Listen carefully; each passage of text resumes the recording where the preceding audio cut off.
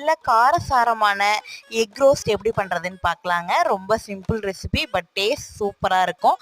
முட்டையை வேக வச்சு ரெண்டாக இந்த மாதிரி கட் பண்ணி வச்சுக்கலாம்.